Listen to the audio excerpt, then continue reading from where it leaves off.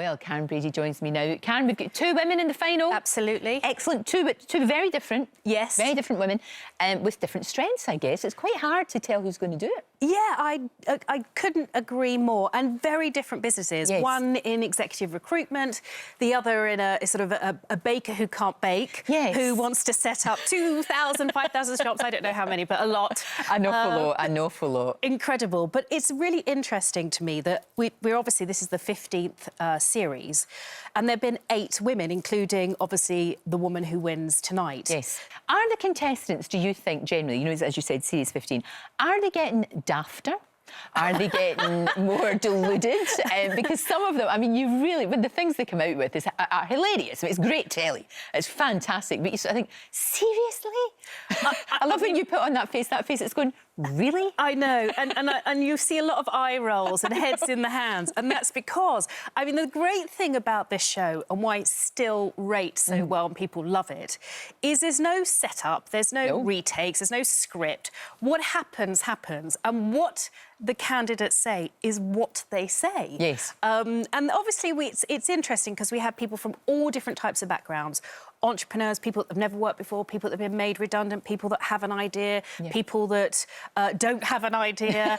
And we bring them all together. But the one thing they have in common is this incredible confidence. They think they're the best at everything and anything. That's what makes it so good, though. And, of course, then they're tested. And they soon realise that, actually, they're not quite as good as they think. No. And, obviously, if they do still think they are, we're there to point out. No, and the good ones do rise, you know. Definitely. I mean, the ones who are no-hopers, you get rid of pretty easily. Yes. And the ones that are the most boasty tend to maybe not, usually. So I think in this series, it's been a cracking series. I think we have got the two best. I Definitely. 100% agree. We really have. 100% agree. Who've actually got a chance. Agreed. And you know, when you think about the winners of previous shows, between them they employ about 300 million. And even the ones that don't win can take something away with them. You know, some of them are a bit chippy about it, but they've learned something. Definitely. And definitely learned something about themselves. 100%. You will not fail to learn something about yourself. Sure. I mean, I think everyone this season, this series, really loved Thomas. He said it was the best experience of his life. And when he says that, he really means it. You learn such valuable insights about yourself, the things you're capable of. You know, the tasks are... What Alan knows is that each of them have an idea for a business that's backable. The tasks are there to see, can you do marketing? Can you negotiate? Can you run a team? Can you do a presentation? Can you get on with people? Can you think on your feet? And all the tasks are sort of devised to check those skills of individuals. And you learn things about yourself that you didn't know. Oh, actually, I'm good at presenting. I am a good negotiator. I'm not as creative as I thought, or I've got real strengths in this area. And people come out and they've learned a lot about themselves. They've improved in certain areas. And it's really important that they listen to the feedback, because we give it to them very honestly. Oh, very much so, especially the CV section. That's brilliant. The interview section.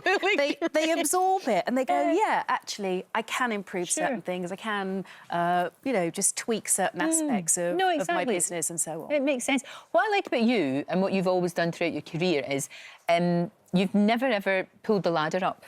You know, you've always kind of given other people, particularly women, a hand. And do you think, from I mean, your experience is huge, that things are getting better for women in all aspects, you know, of business primarily, but do you think it is getting a bit easier? Or? I would say it's getting easier. It's not easy enough. OK. But it's definitely getting easier. I mean, when I was having my children 23 years ago, phrases like work-life balance, they didn't exist, where things have really improved. But when you look at the gender pay gap, for example, for every pound a man makes, a woman makes 86 pence, and it's going to take 100 years to close that gap. And in some industries, like finance or IT, that gap is at 40%. So a lot needs to be done. And one of the biggest barriers for women in their career is affordable, high-quality childcare. And you can't... I mean, how can you go to work if you don't know your children are well looked after? No, you can't. And why would you go to work if it costs so much to have... You're no better off. Sure. So things really do need to change. But attitudes are changing. People are beginning to realise, particularly young women, they can be anything they want. If they want to be an engineer, if they want to be a scientist, an inventor, a businesswoman, a politician, they can be any of those things, and I think that's incredibly powerful. Oh, no, absolutely. And it's a great time to be a woman, right? Yeah, I think so. I think so. I mean, it's about the right person for the job, but it's about a level playing field, isn't it? That's what we want for all things. It's about not thinking, oh, a woman can't do this because she's got a family, she won't be as committed, oh, you know, she's going to be difficult or whatever. All those prejudices that women have had to carry around with them, those are slowly disappearing, and women are rising to the top and showing that they're good at what they do. Well, proof tonight, because it's 2 women who've made the finals. It's on tonight. 2 great women, actually. Yeah.